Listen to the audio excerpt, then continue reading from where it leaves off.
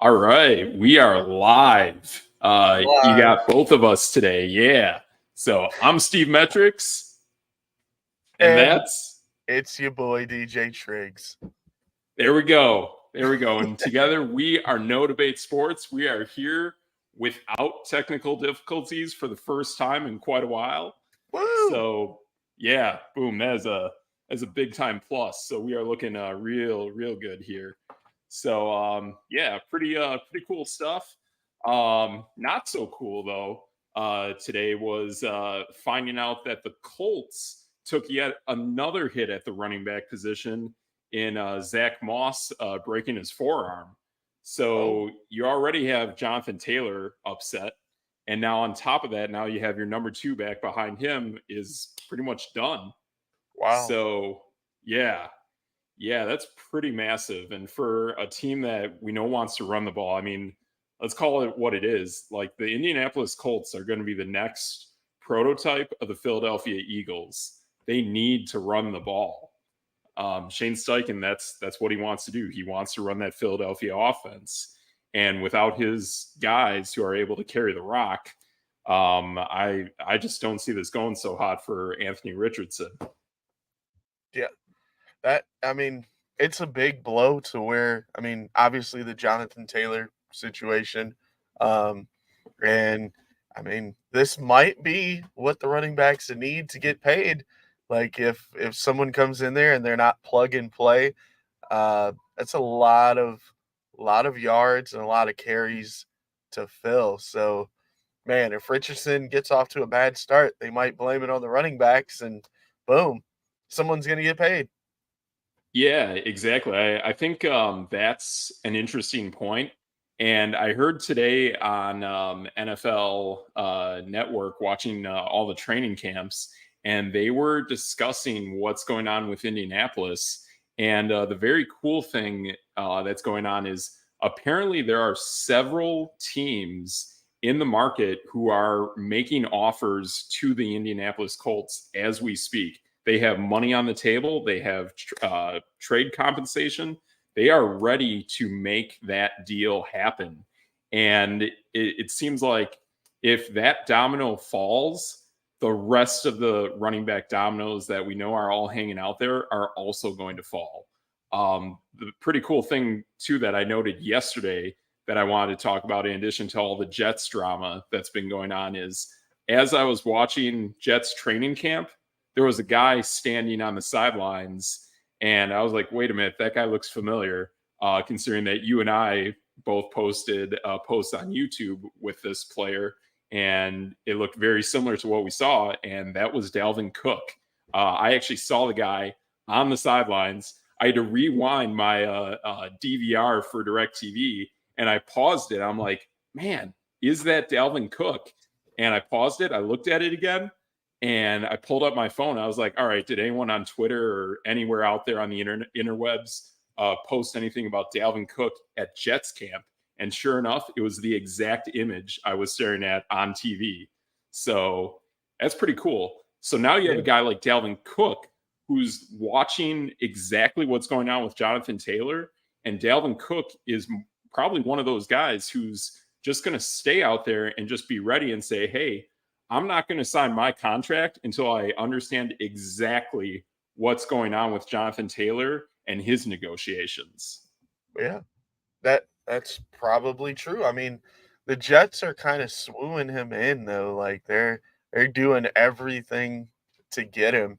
Um, and would you rather go to like the Colts where you'll get Jace, but basically every carry that you want, or would you rather go to the Jets where you'll split carries, but you have a shot at going to the playoffs? Because the Colts, I just looking at their depth chart, like they have nobody.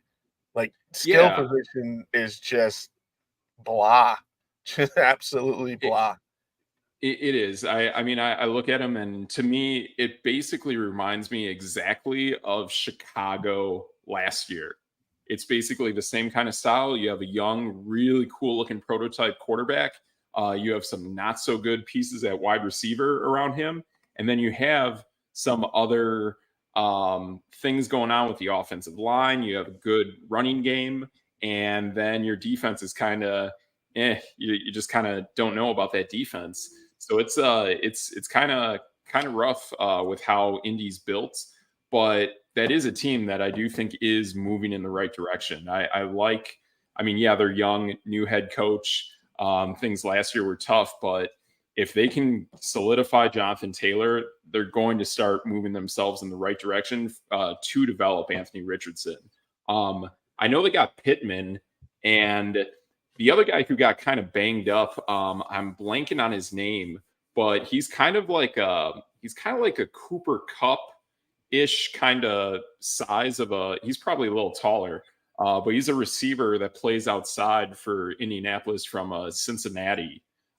He was in college back with Desmond Ritter and Sauce Gardner when they went to that BCF or the college football playoff.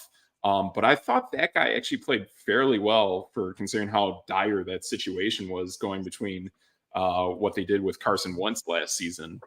You're talking So about Alec Pierce. Alec Pierce, exactly. Yeah, he's an interesting guy. I know he had a concussion or two last season. Kind of got banged up. Maybe it was a concussion plus a body injury. But that's a guy that I was like, man, when I saw that guy out there, that guy made some really good plays.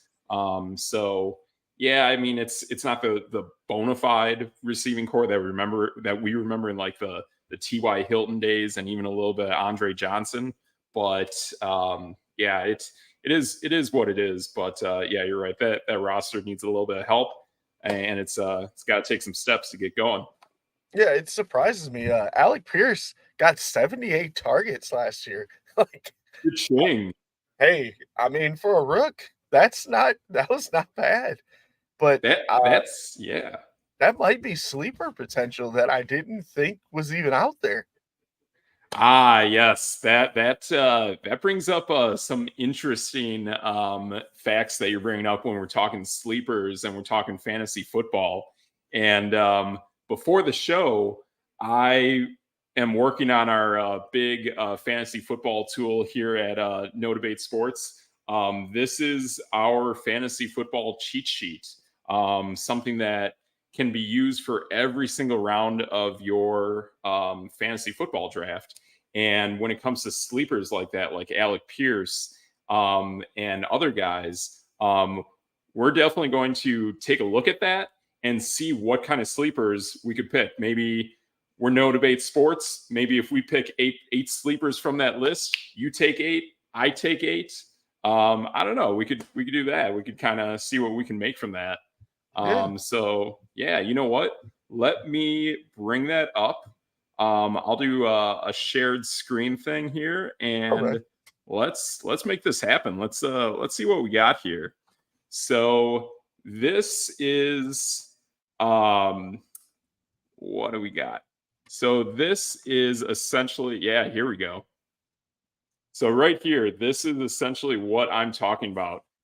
This combines what we've been talking about here at Db8 Sports when we talk about bona fide numbers and bona fide number value of players. So you can see like this is for all the rounds of the drafts. And the cool thing about this is you have multiple ways to see how players are being drafted during a draft. So like cool thing here is bam, right there. That is round 1. That this has just been Hey, updated. Yeah. random quick. So, Brett, a buddy of mine, Duffy. Brett, he's Yeah. viewing us right now. He Okay. actually had a question, and I wanted to run this by you to see what you think. Yeah. He's wondering, he might get one of the later picks in the first round for an Yep. upcoming fantasy football draft that he has, Yeah. and he was asking me about Bijan Robinson, and I know we were big on the running backs from Atlanta Yes. before he got drafted, and Yes. what do you think about him now? Yeah. So especially seeing a lot of the highlights of Bijan Robinson that I've seen on Twitter, seeing how people have talked about him, I like it. And the great thing about Bijan is cool. Like with all these elite running backs, absolutely you want to handcuff them. And the cool thing about Bijan is, yeah, you would be investing on him in the first round. But then later in your drafts, like if we type up who's another guy, Tyler Algier, like Yeah. where is he? Okay. I'm not finding him. Am I spelling it right? Oh. Hmm. Let's try that again. But okay, there we go. We're getting closer. Um, Oh, he's right there. You just oh, missed him. oh yeah. I misspelled him. He's So okay, cool. 127. Yes, 127. So for everyone viewing this, this is a 16 team, a 16 team league draft. This is what DJ Triggs and myself, we are both in the same league, and we put this on hard mode. We put this into 16 teams, and we built it like that, and then this is to look at for all of those players. So in here, let's say Triggs's friend Brett is in a big league like this, you're going to see Tyler Algier going in round 8. Maybe if he's in a smaller league, then Tyler Algier is going to fade back, probably rounds 9, 10, 11, and so forth. So as his league gets shorter, these guys who are at the back end of the draft, you can get even further back. So that's a pretty cool thing that we see there is, all right, Tyler Algier, round 8, we can work with that. And then if we look at Cordero Patterson, he's even further back. So for Triggs and I, we would be finding him in rounds 14. And the beautiful part about this is I built this so that you can really have a focused game plan for all of the first 12 rounds of your draft. A lot of people, from what I've noticed, they draft about 15 to 16 rounds, no matter what their league size is. But what I've noticed is I want to have some flexibility at the end of my draft. So there's plenty of people out there who will just go on to their drafting league and they're going to start out. They know exactly who to pick in round 1. And then they just kind of wing it for rounds 2 through the rest of the draft. I want to have a game plan for rounds 1 through 12. And then when I get to like 13, 14, 15, 16, one of those is going to be a kicker. And the other 3, I want to go kind of off script. I want to go off the cuff and I want to kind of play with what is out there and guys that I like, those sleepers that are out there. So for your friend Brett, coming back to this, we see that bam, Cordero Patterson, who is kind of that shifty slot tailback, he's going to get him definitely at the end of his draft. And then Tyler Algier, he's going to want to think of in the middle of the draft. So like Bijan is expensive. Like you got to understand that you're going to get him in round 1. It's going to be worth it, but then definitely secure those other 2 guys. And it's going to take up more roster spots than you want, but it's going to give you that security. And it's also going to make you understand how that Atlanta Falcons offense works. Big thing I saw today by Arthur Smith on Twitter was he couldn't, it was like he almost had no like amount of words to describe how good Bijan Robinson actually is out there. And it's just such a weapon. And we know Arthur Smith loves to run the ball. So if you're at the back of your draft, this is where it gets interesting. The pretty cool thing that I noticed with Bijan throughout the whole draft process is when all of his hype out of Texas was coming on, he went all the way up to like 4. So that was going on. And then once he got drafted, he pretty much dropped to like maybe 12, 13, 14, somewhere around there. So he really fell throughout round 1, but never made it to round 2. Now, if we look at things, now Bijan is basically in the middle of round 1. So for your friend Brett, do we know what spot he's picking in? Hey, Brett, did you hear that? I wonder if you know what spot you're picking since we're singling you out. Yep. But besides that, even with Bijan, if Brett's still there for us, like Yeah. it's crazy. When I was scouting him in college before the Sure. draft or for the draft, like one of the things I noticed is he's an elite uh, receiver at the running back position. And with Wow. Desmond Ritter, he's probably going to have to dump it off to, a Bijan Robinson a lot. They may Yep. use Tyler or Cordero Patterson um, for those third downs, but Okay. Bijan can work the third down and get passes out of the backfield as well. So Sure. like you in PPR, he might explode. You never know. Gotcha. Yeah, and that's also like when it comes to this, so everyone understands, the list that I harvest this data off of is a PPR list. So the Mhm. league that Triggs and I play in is kind of different. We actually don't do PPR, but we give an extra 2 points for a receiving touchdown. Other than that, we're pretty similar to what all leagues run, but that's kind of how I wanted to work the points and have a little fun with that. I figured receivers and tight ends need a little more extra oomph for scoring. So for like tight ends, receivers, they get 8. Running backs, they get 6, and then everyone has quarterbacks scoring 4 points for every touchdown they throw. Right. So yeah, so He that's a cool part there. he Yeah, what says you got, Triggs? he says 12 man pick 8. So Bijan would still be there because like Yeah, we've got 8 guys in front of him, especially a lot of those big time receivers. we do, and yeah, exactly. A lot of big time receivers. You got the 2 big running backs in McCaffrey and Eckler. I would say like there's a few things that ahead of Bijan that, depending how savvy those people ahead of them are, that makes me a little bit concerned about Brett picking at 8. Um, Definitely got to go with Cooper Kupp. We know his injury history. Um, Tyreek Hill, interesting thing I noticed on Twitter today was that actually, I mean, if we take a peek at round 2, okay, all right, Tyreek Hill's Bono value is about 2.5, right? So we got that there. Do you Jalen want to Waddle explain is, do you want to explain yes. Bono for the people?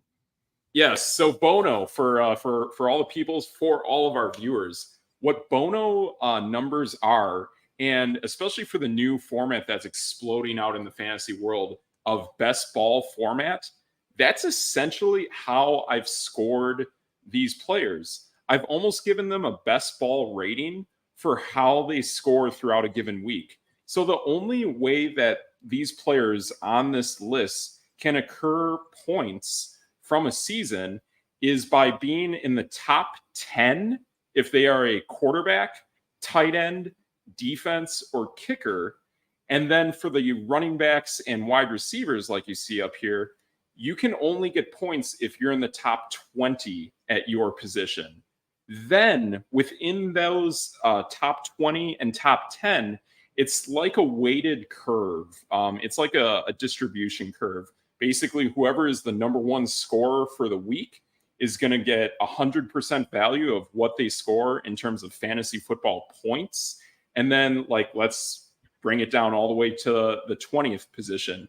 That player is going to get very little of what they scored because they're so close to the rest of the pack. And in our eyes, we see them as not being good enough. You want those guys who are in the top 20 for receivers and running backs, they're going to get you the win. Those are going to be your cowbells, your big time scorers on your fantasy football team. And they're the guys that you're going into battle with. Those are your swords. Those are your aces in the hole. Those are your big time heavy hitters. So that's why we want those scores, and we don't care about the rest. We don't care about the Julian Edelmans of the world who are getting you PPR points left and right, but aren't scoring touchdowns. That's what we don't care about.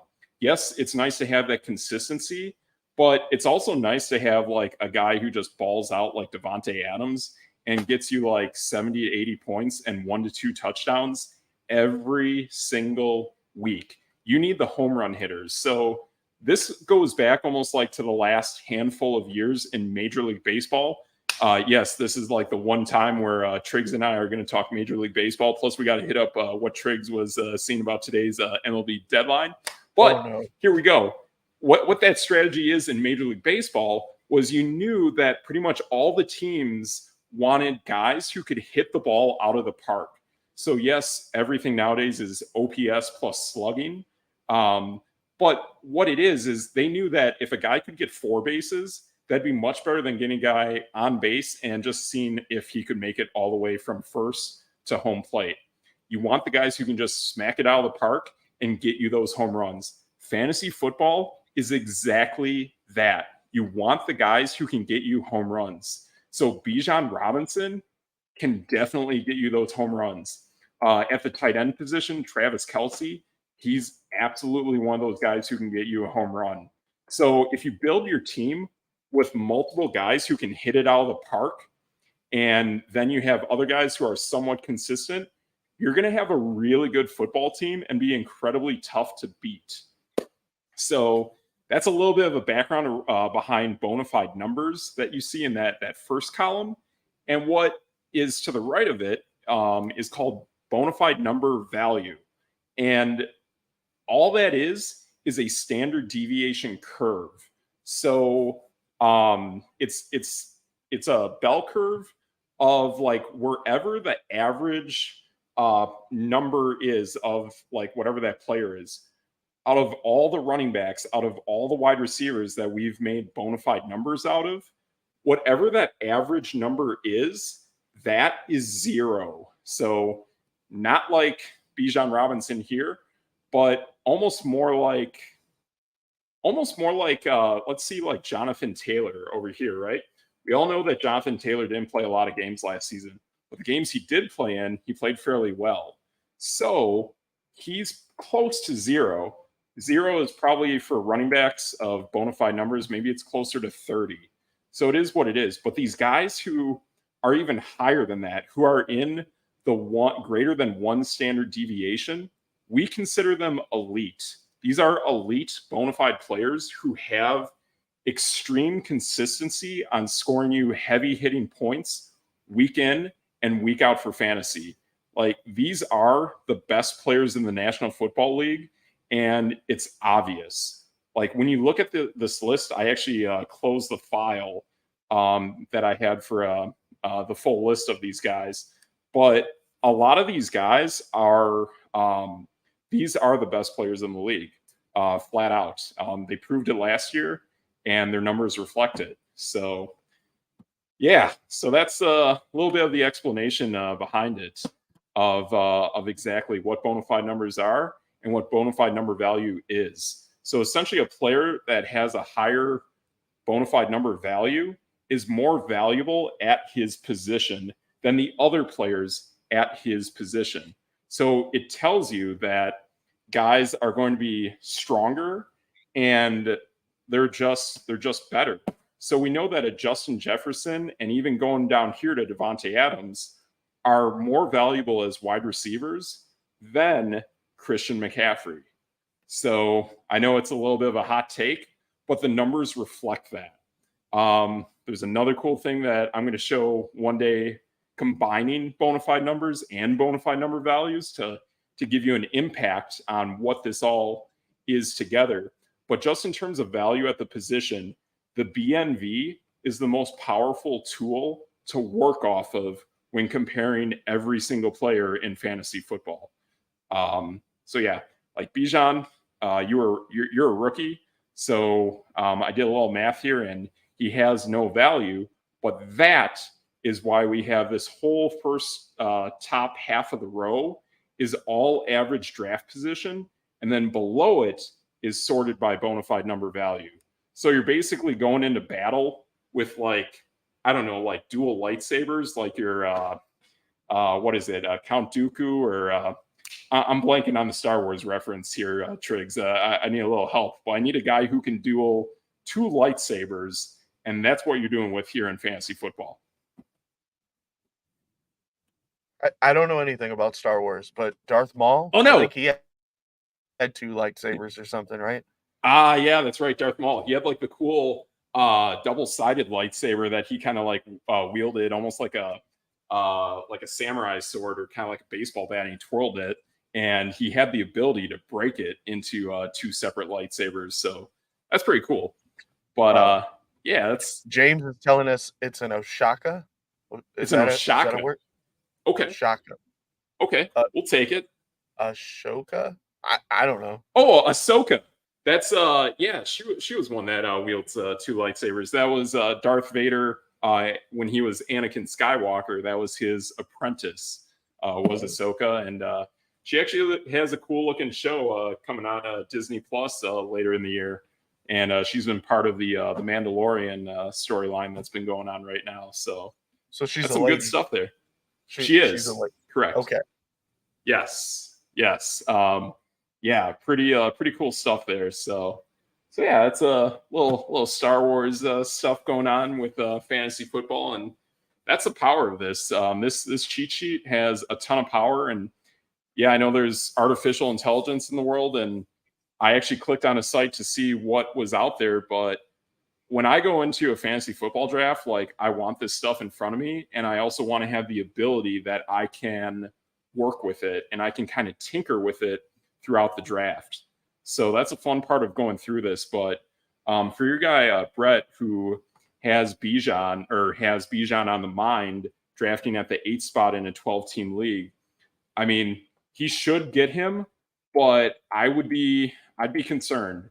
And when it comes to this, when we talk about building a fantasy football puzzle, if he wants Bijan Robinson, he's going to want him, but he should have a backup plan for that. And he should have at least another backup plan for that backup plan. But considering how like middle of the road it is in the draft and how far back he is, he might almost want to have 3 backup plans for Bijan Robinson just in case he doesn't get him. I could totally see Bijan Robinson maybe Right. going like almost 3rd or 4th overall. How do you feel about that, Triggs? Yeah, because I mean, you know how fantasy football works. There's always that weird guy who picks like Patrick Mahomes first, and then Yep, there's the guys that are like, "Oh, we're not picking any wide receivers," and then like one running back comes off, and then like 5 running backs come off, and you're like, "Wow, exactly. Devontae Adams Yep. is just sitting here in my lap. I should just pick him." Yeah, So yeah. yeah, I mean, there's always having a backup, and if you're picking 8, dude, you could probably get Travis Kelce, and as the BNV shows, dude, that'd be a steal at number 8. Absolutely. I mean, the guy's numbers, the guy's production last year was insane. This is a guy who not only would have like 20-point games, but I had him when he had, I think it was like a 4 touchdown game. It was some crazy comeback against the Chargers. Or no, actually, it was against my Raiders, where I was watching the game being a Raider fan. And I'm like, oh man, this game is already starting to feel out of reach. But I knew where I was in terms of fantasy football that week, and I was like, man, boy, if Travis Kelce just balled out for me and just had a day, man, I would dominate this matchup. And sure enough, he did. And I think I got 40 points out of Travis Kelce alone. So that's where, like, yeah, you see, he totaled 138 at the tight end position. Mark Andrews, pretty much regarded as the second best tight end, is not even half of what Travis Kelce was last year. Like, that is such a wide discrepancy of Bono value that, like, Mark Andrews is basically 2 standard deviations ahead of the average. Travis Kelce is 5. That's mind blowing. So for your guy Brett, I mean, if he can't get Bijan, and man, Yeah. if this stuff is indicating that Travis Kelce is slipping, which I don't understand, there's not a single ounce of me that would ever pick Cooper Kupp at this point ahead of Travis Kelce. Like, I love Cooper Kupp. It's pretty cool that he's like the same height as my mother, and he balls out. And in terms of like on-field performance of like what guys can do, like holy smokes, like him and Devontae Adams do like the craziest stuff on the football field, and I love that. But when it comes in terms of health, how much I can rely on you out there, um, I don't get that out of Cooper Kupp. And not only that, I mean, your quarterback is banged up. Even Sony Michel just retired from the Rams. I like Cam Akers, but man, there's a lot of things going on with the Rams right now that it really feels like to me the Rams are going to be one of the worst teams in the NFL this year. And I don't want anything to do with that entire football team. And like that is exactly why a guy like Travis Kelce should go way ahead of what who are we looking at? Cooper Kupp, Austin Eckler, Tyreek Hill, maybe not. I mean, yes, today's information that I have would indicate that, but ESPN's fantasy football magazine I bought a week or so ago. Have yet to read it. I always do this for whatever reason. I always love their magazine, but I just don't read it up until like the final like days leading up to draft day. I'm just that way about it.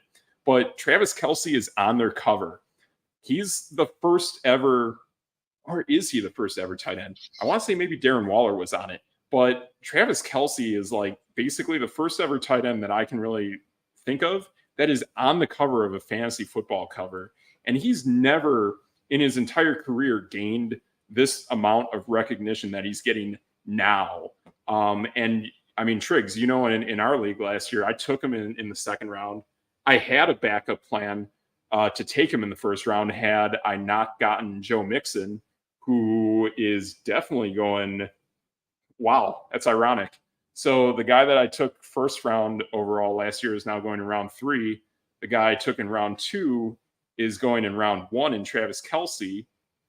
And the guy I took in round 3 in Jalen Hurts is going in round 2. So total shuffle of my first 3 picks that I ended up picking last season. But I was all about bona fide number value, or more so just bona fide numbers in general, where I didn't really some of these guys too, like outside of Kelce, especially a guy like Jalen Hurts, like he was up there, but he wasn't as dominant as you saw last season. Like Jalen Hurts, we look at his bono value, it's like 3 guys scoring like 240 bona fide numbers over the course of a season. Like part of this is potential. So you look at these guys and you got to ask yourself, is there potential? Like, is Bijan Robinson, is he going to be as impactful by the end of the season? Is he going to have 150 bona fide numbers? Is he going to be maybe close to 160? Or is this a guy that you think that maybe if we just take a little bit of a peek to the right, all right, maybe he could be like a Joe Mixon or maybe an Aaron Jones that I don't think he would be a Breece Hall because Breece Hall got hurt. But you look at Joe Mixon and Aaron Jones, all right, they're kind of close to 100. So we're kind of projecting that maybe he's in this Tony Pollard range, that somewhere around here is where Bijan Robinson should fall. And especially, too, like the guy has a crowded backfield, but it is a run-heavy team. So you're going to have weeks where Bijan should hit it out of the park, but maybe you have weeks where, like, maybe this is a Cordero Patterson game. Maybe this is a game where they want to try a little bit of Tyler Algier. That's going to happen too. So that's why, like, I've almost started to like gain the appreciation for sometimes you have to go with both running backs on a team, or even if you're in a best ball format where you're like, man, I got Bijan Robinson, I got all these other running backs. Well, what if Bijan doesn't have a day? Then you better have Cordero Patterson or Tyler Algier so you make up for those points that you lost in Bijan Robinson that you gained in other players, but it's still a run-heavy offense. So that's the beauty that I see with Bijan Robinson, and I like it. So how do you feel about that, Triggs? See, I'm kind of like I'm really bullish on him in real life, but when it comes to Okay. fantasy, there's so many options in the first round that like There are. you can knock it out of the park. And like, yeah, he could be a sexy pick and he could completely destroy like fantasy football. Or like you said, he could be like Tony Pollard, and that's not bad. Like Tony Pollard's he's pretty solid. And so when you're looking at stuff like that, especially with the tracker and everything that we have, like Yep. he he's one of those guys where his numbers aren't going to be like completely bananas, but he's going to do the job. But like when you look at Yes. guys like Joe Mixon or like Travis Etienne or Aaron Jones, you can get them later in your draft and like third, fourth round probably, and still knock it out of the park and get the same value and the same numbers as like a Bijan Robinson.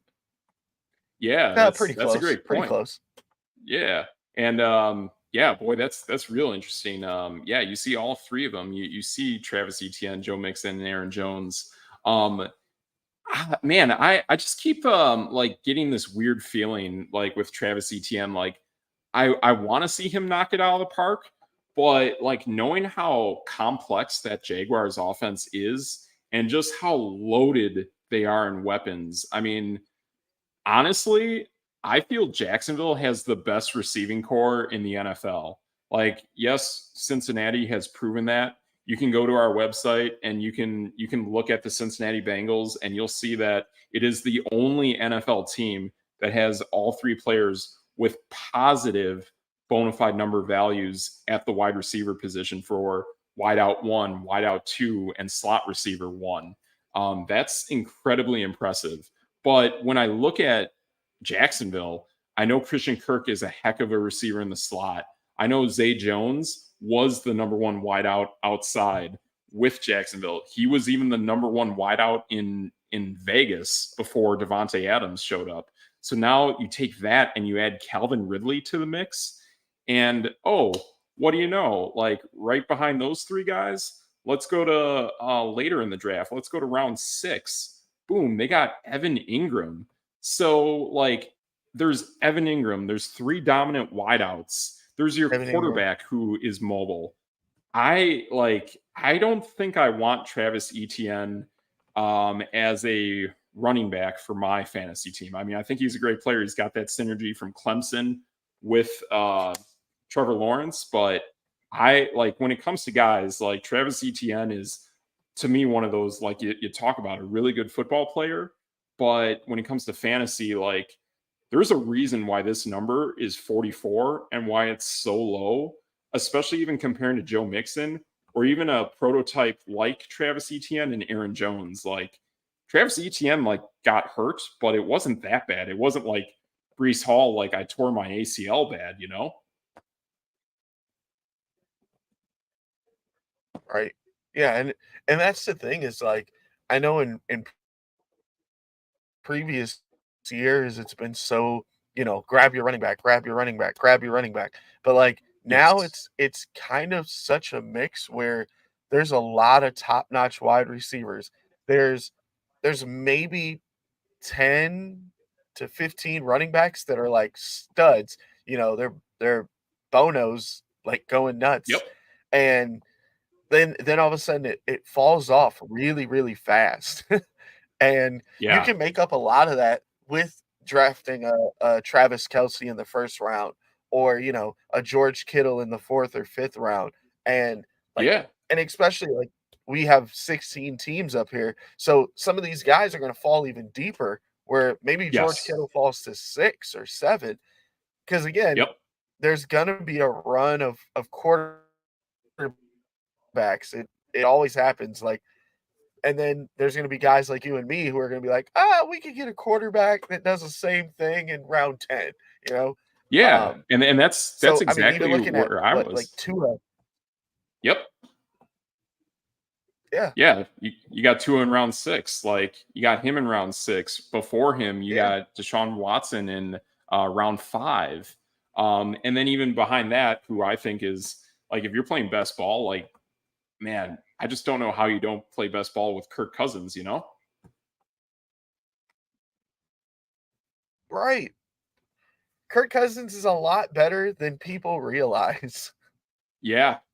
Yeah, he is. Or like look at this. Like this is the first time like I'm really kind of taking a deeper look at this list considering I just refreshed it an hour or so ago, but like holy smokes, round 8. Oh, it's like we never even drafted Yeah, quarterbacks and you got all these guys.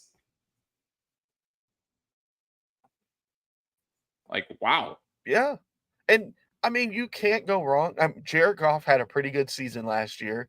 Daniel Jones had a pretty good season last year, and there's still positive value off of those guys, and again, 16 teams, so you're looking at 10 or 11 in regular. I mean, you can pick 10 or 11 guys before you actually pick your quarterback.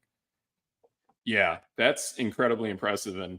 And honestly, like too, like seeing a lot more of like Jets training camp and yes, the whole world, we're all gonna see what's going on Hard Knocks. And like, yeah, those numbers for Aaron Rodgers last year, like they stunk. Yeah, like that's really bad bona fide numbers that you're looking at there, folks.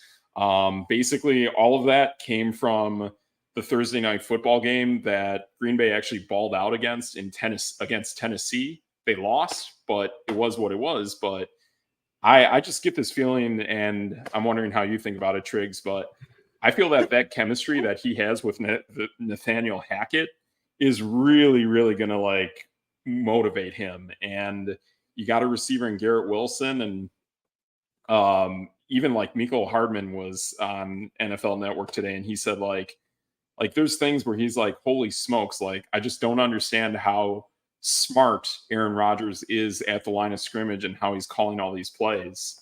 So like, man, this round 8 is looking really nice for quarterbacks, and whoever misses out on round 8 gets Russell Wilson in round 9, you know?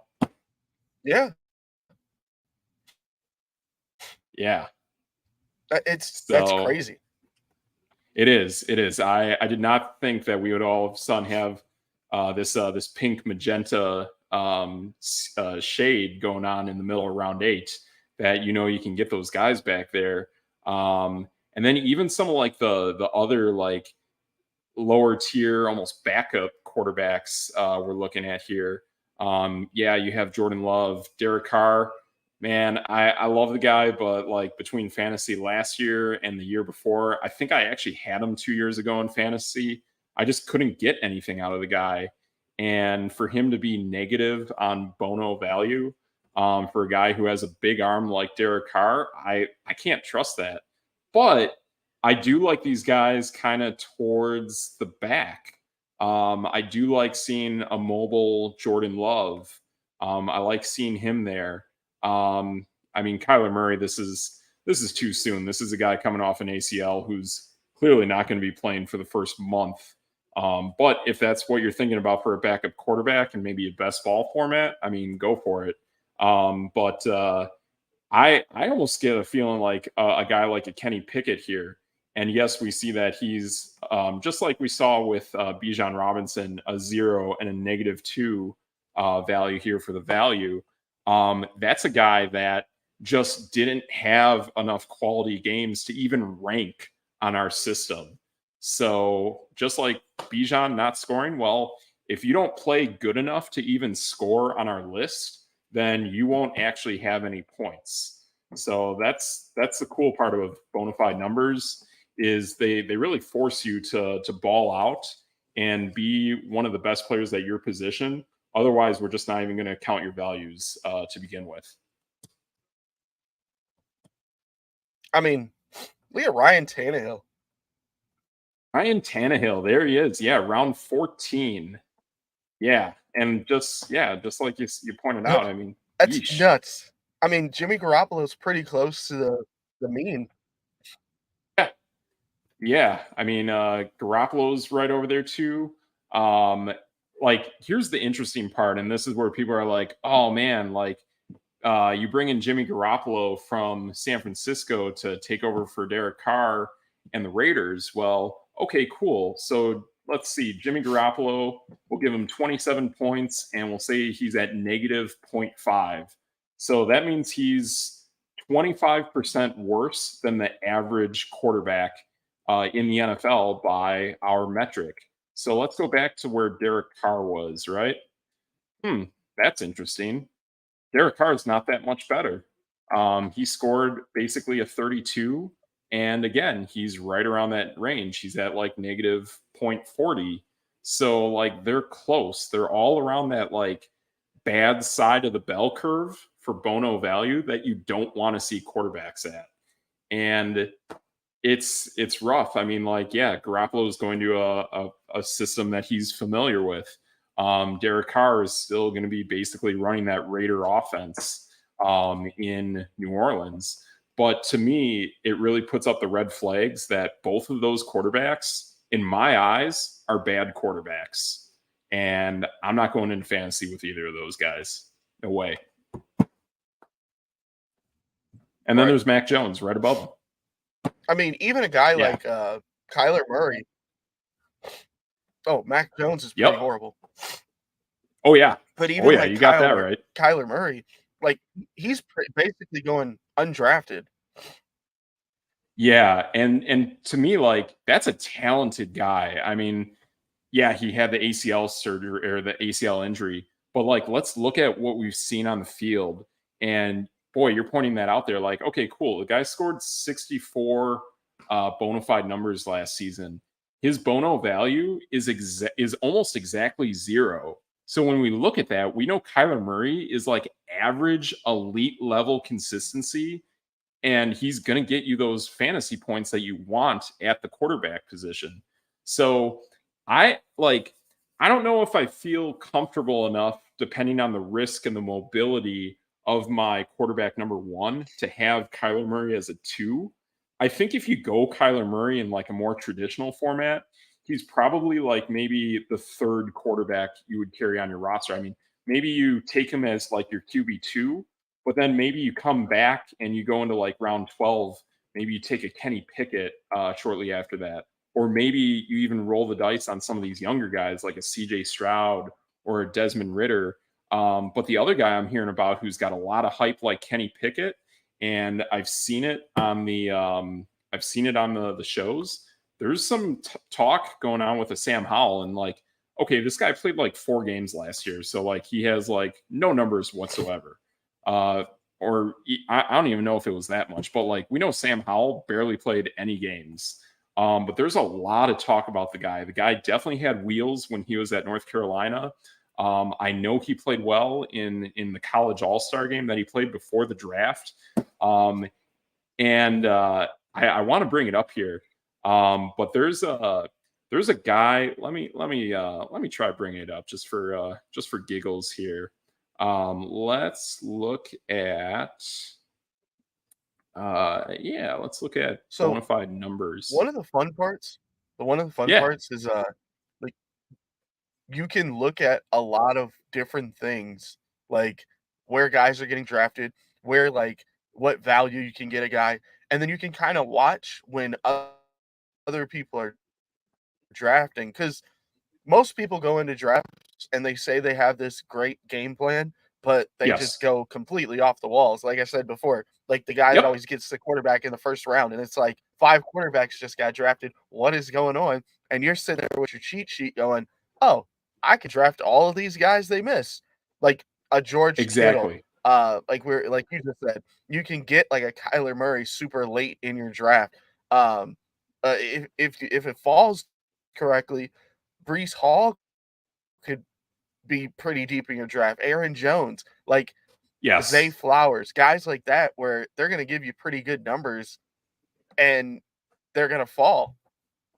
Yeah, and that's a beauty part too. Is like, okay, cool. Like every round we see the ADP. We know the snake goes down on odd and comes up on the evens. Well, we look in the section below it and how that's all organized by these bona fide numbers and these values. And you just talked about Zay Flowers. Well, my other side of the coin, the Zay that I've always been in love with since seeing him as a Raider. Shoot, I even loved him when he was in college coming out, and he had the purple and gold skull and crossbones on his helmet.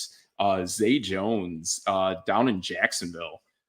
That's a guy who, like, he had elite value. He actually had more elite value than Christian Kirk. And I can't even tell you, I mean, considering he was my deep sleeper for our league last season, I knew I could get him whenever I wanted. I was a little scared of you guys because you guys, some of you guys knew how much I like the guy. That I was like, all right, I'm gonna have to get him in round 13 because I have to get him now. Otherwise, I don't know if I can get him. But Zay Jones doing what he did, I mean, he scored exactly at a 1 in terms of bona fide numbers, so number value. So he crossed that finish line. He I'm crossed that glad threshold. Yes. Yeah, go ahead, Triggs. I'm glad you stopped exactly where you did. So there's 2 tight ends and Okay, again, these are 16 teams. So technically in like a 10-teamer, these guys could be going undrafted. Cole all of Kmet them. and Juwan Johnson. They have great value and they probably don't get drafted. That's nuts. Yeah, that's insane. And I mean, you saw my team. I mean, pretty much. So here comes my theory for fantasy football. And yes, it is reflective of our league and our point scoring system. But to me, I have more faith and more gut feeling instinct on how and when tight ends are going to score touchdowns more than wide receivers. Like probably more than almost any position that's not running back and not quarterback. I have a good gut instinct for tight ends and I can trust them. Like I know that boom, this week they're going to have a mismatch. My team can drive the ball downfield and I more than likely have a shot at, even if this is a traditional league, of at least getting 6 points out of that tight end. Boom, take that, give them 40 yards of pass catching plus whatever you do for PPR. That's at least 10 fantasy points. And play fantasy football and tell me that like you don't have weeks where like you're just itching and dying to get like 10 points out of player XYZ so you can cross that finish line and get the win. Cole Kmet was absolutely that guy. Even on top of the guys that you put out there, a tight end that I wanted that didn't get that was actually pretty scary to play against. And I know he got hurt, but I thought he balled out in the games that I saw was Gerald Everett and the LA Chargers. Plus that offense, I mean, you're talking an offense with weapons that should be up there with Jacksonville, you know?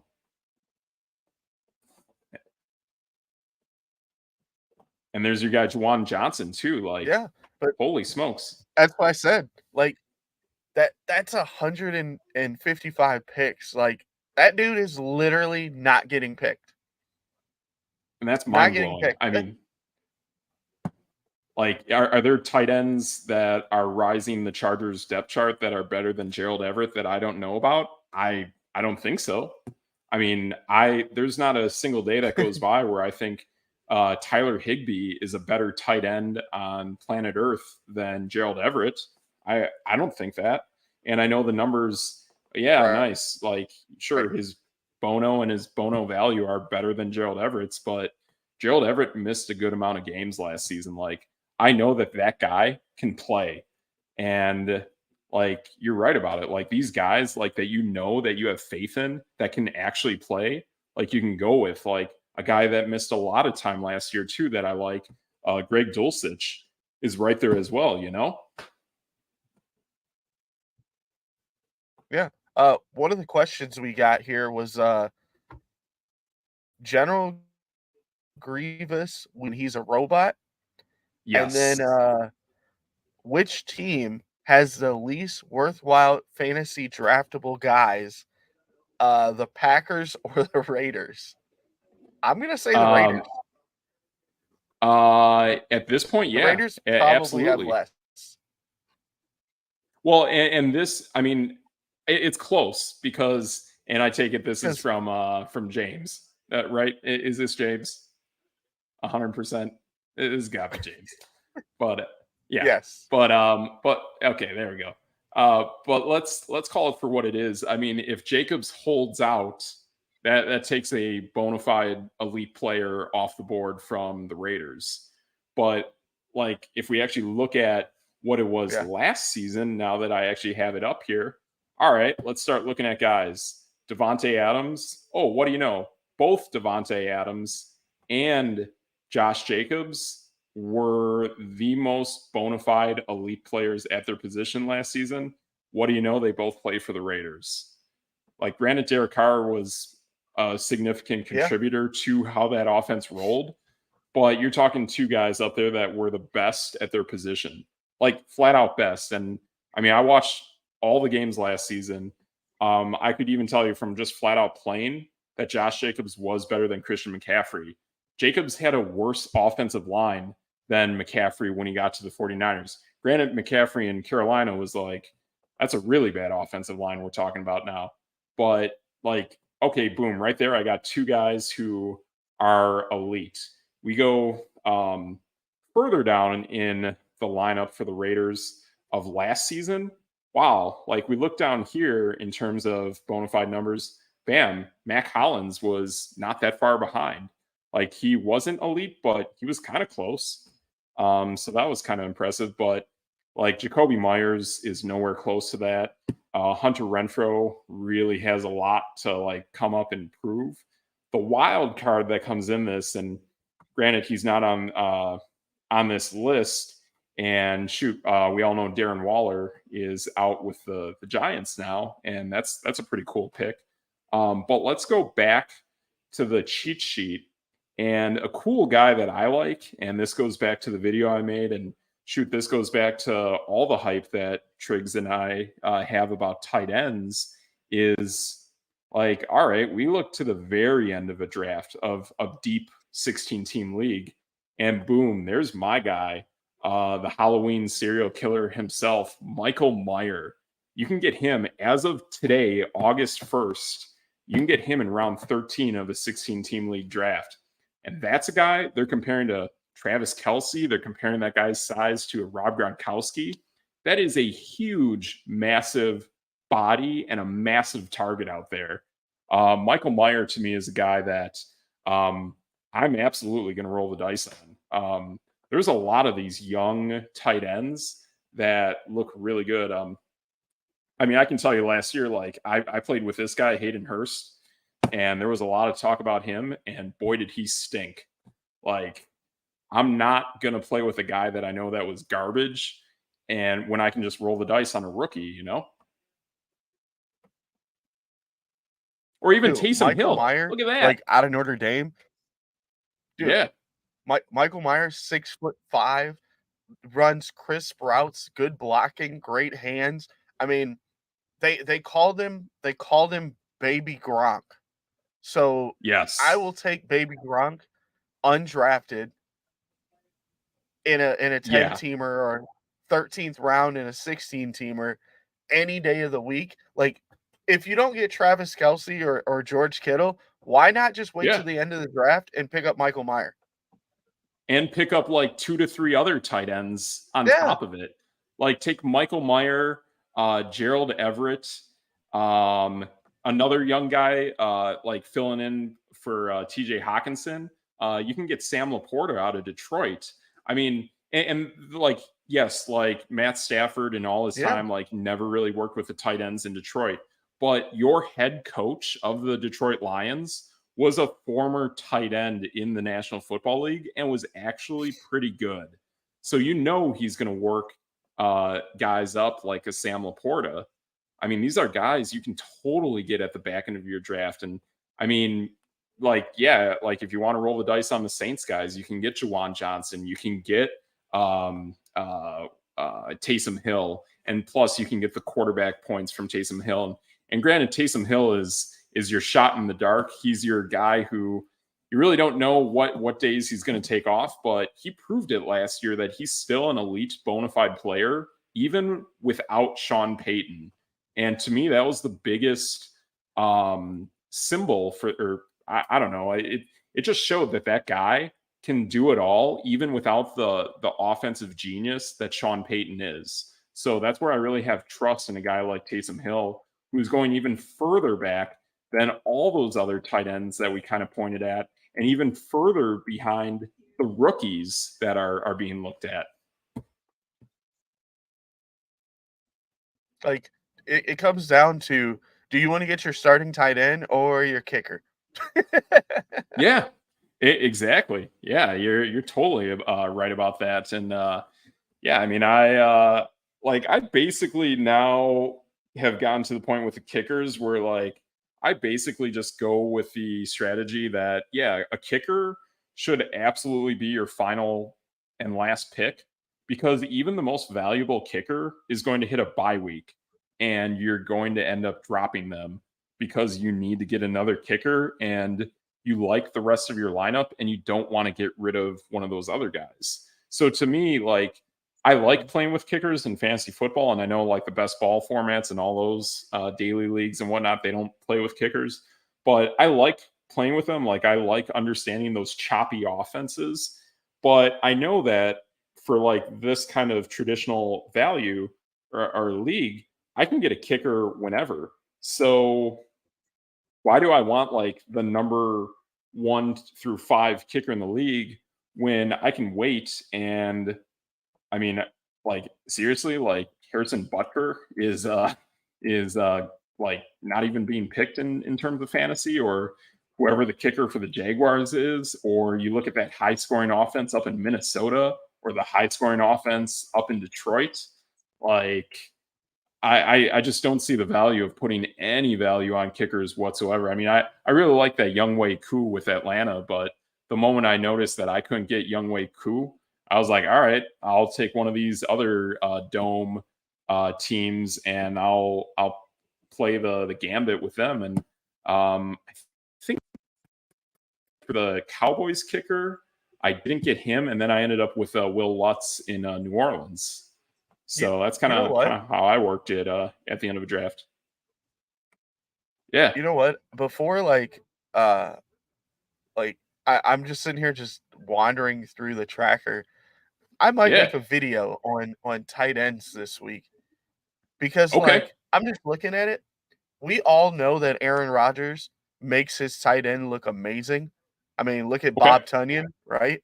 10 Yeah, touchdowns in a exactly. season. Yes. Tyler Conklin is literally the last dude up there, and he has positive value. He does. And let's be honest, folks. His quarterbacks last season were Joe Flacco, Zach Wilson, and Mike Effin White. And he still Yeah, put up 27 Bono and was above average on Bono value. yeah. You're spot on, Triggs. Like you got so much more value out of him. And like I think I tried him as a free agent, and then I didn't go with him the moment Zach Wilson got into the lineup. But he was clearly more valuable than a guy I actually drafted in Hayden Hurst. Yeah. And we talked about that yesterday. Like, Aaron Rodgers had, quadruple the touchdowns of the entire Jets quarterbacking staff. So, maybe Conklin gets, 5 touchdowns more than what he had, and now you have a pretty top-notch tight end. He does. The only concern I have there, and I don't think this happened as much in Green Bay. I think this guy's also had a little bit of injury concern lately too. I know in the Jets, there's also CJ Uzoma, and I know he Yeah. was much better when he was a Bengal. But I don't. I take it the Jets aren't one of those teams that really runs 12 personnel. And to be honest, even if they tried, I just think their slot receivers, even both Randall Cobb and Mecole Hardman, I think that combination is still better than them running 12 personnel out there. Right. I don't know how you feel about that.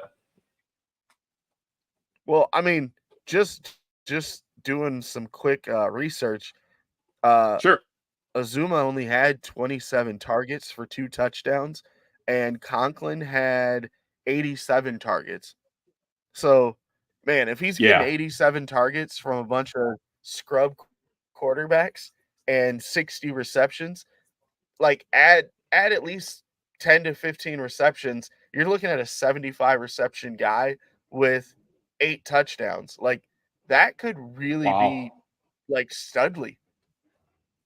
And considering you bring up those numbers, that kind of to me gives off the vibe of a Cole Kmet. Is there any way you Yeah. can do some quick little research and see what Cole Kmet's numbers were compared to that? Let's give it a look. Cole Kmet. Cool.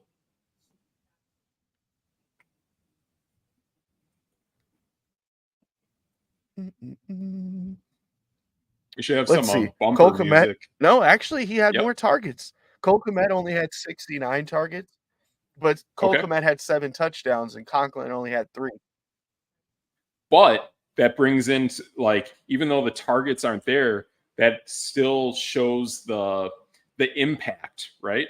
Like that shows you that Yeah, like if you just have that quality, you could score 7 to 8 touchdowns, essentially one touchdown every other game, like Cole Kmet did.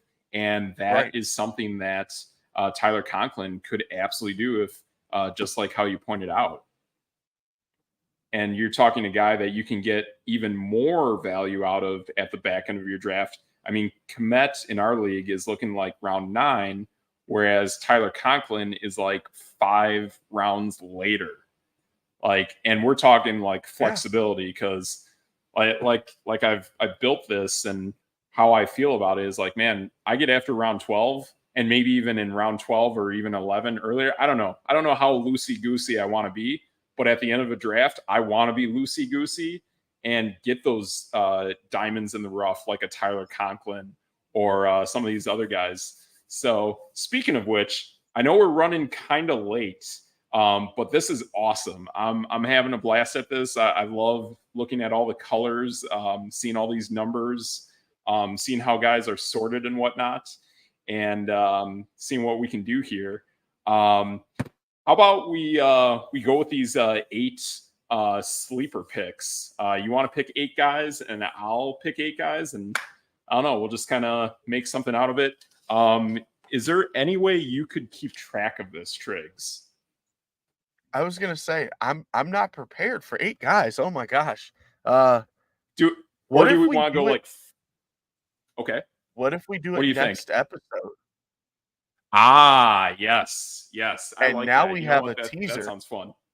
Now we got a teaser, folks. That is exactly what we like here at No Debate Sports. So yeah, that's a great idea, Triggs. So we'll play around with these guys. I can update the list.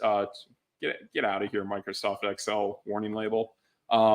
We can definitely look at maybe you pick 8 guys, I pick 8 guys. We kind of see how it is. And even another fun part, kind of like your guy Brett, maybe we could even look at like actually drafting guys, kind of like maybe even working our way through a cheat sheet and through a draft, depending how many rounds, and seeing what players we can get. That takes a little more work from me. I got like right here, as everyone can see, this is a 16 team league, fully organized as it is. I got to do the work for the 12, 14, 10, and 8 as it is. But yeah, there's a lot of cool stuff here, guys, and I'm really excited to bring this out to give you guys the content that Triggs and I can put out here, and see what we can make out of this. I think this is kind of just the tip of the frosting on the cake, and there's a lot of cool things we can do with this. So yeah. So any more ideas you got, DJ Triggs, before we wrap this up? No, I'm excited. There's a lot Yeah, of man. stuff up here. Too Yeah, many yeah, there colors and is. too many numbers. I know. Like when we got to round 8 and we saw that that screen just light up with all these pink magenta quarterbacks here, I'm like, oh my goodness, like this is absolutely insane. And there's all the green and the grays of the running backs and the wide receivers. And like when we were talking to Brett, that like, hey, I want to talk about Bijan Robinson. Well, when you talk about these guys, you got to find their complements. You got to find the handcuffs. You got to find the backup running backs, or even some of these receivers that are like really important. Like, yeah, I want to have the wideout one, but I also want to have the wideout 2, or should I go to the slot position and grab a guy in case that concept becomes more relevant in a matchup? That's a cool part here. And like even for other people who are looking on the defensive side, like boom, you got a lot of purple. And then you got your bold fonted players who are elite and have that Bono value above 1. Like just tons of color, tons of cool stuff. Yeah, I'm pretty stoked. Like you are. It's like there's so much that it's like hard to even like just figure out what our content should be. It's yeah, it's cool. It's a lot of stuff out there. Yeah, Yeah. And cool. people can definitely check out our Instagram, TikTok, YouTube, Facebook. Like what is it? It's like X now? Is it the X? I don't know. Um, Yeah, yeah. there's There's threads. We're out there. yes, yes. We are all out there. There's a ton of cool stuff, and like I think now we're getting into that point that hey, we have this tool, we have this weapon, we have this cheat sheet. That is just the tip of the iceberg. We haven't even begun talking about what we want to plan and attack every round of our draft with to prep going into a draft. But it's like, hey, we can post this on Instagram, we can post this on TikTok, we can post this on Twitter or X or whatever it is, post it on a thread, make it look good, get that content, see what your guys' input is. I think that's something really cool that we have in the works here at Db8 Sports. And it's going to be a blast putting this out here now that today is August 1st. And today is officially Fantasy Football Draft Month. Boom! Boom! Ooh, I hit the ceiling. Yeah. Don't break the ceiling. I know. I shouldn't do that. So yeah, that's good stuff. Cool. So what's the belt buckle looking like? Okay, so I was more focused on fantasy football today. I had to get my ears lowered, had to get a haircut, had to do all that kind of stuff. So unfortunately, I still stuck with the Scooby-Doo belt, So Oh man. yeah, I phoned it. I officially phoned it in. Well, what game you got? this is what we got today. Let me flip my camera. Boom. Okay. We got where'd it go? Super Bowl. And there's like a price Ooh. tag on it from like 30 years ago. Nice. So you can get the Tecmo Bowl Super Bowl for $7 and play with that player on the New York Giants. And whoever can that was hit us up on the 1991. That was when I was still a good 7 years away from actually becoming a fanatic about football and becoming passionate about football. I was still 7 years way too young before that. So wow, that is pretty cool stuff. So I know what is it, like Madden 1996, that Brett Favre is the fastest player and he's invincible in that game. Oh, looking at the rack, you got that one too? Let me see. Yeah, people say that's one of the best Madden games out there. Oh, wait. Okay. I'm one off. I have Madden 97. Oh, 97. Wait. Nice.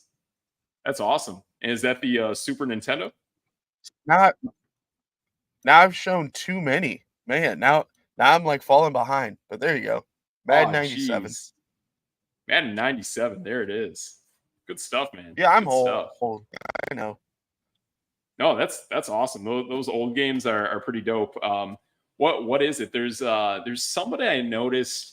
Either it's ESPN or NFL Network, and it is definitely an NFL insider kind of guy. And I know he has behind him, he has a Super Nintendo, and he has the gold Legend of Zelda. I think it's Majora's Mask for the N64. The gold version, that's pretty dope. That's a really cool gold-plated video game right there. So yeah, that's pretty cool. Yeah. So good stuff, man. Good stuff. So yeah, we got Triggs working on tight end stuff this week. I'll be posting something out there a little bit about who I think, and this is a teaser, and we'll be talking a little more about this next week of who I think is going to be in the Super Bowl.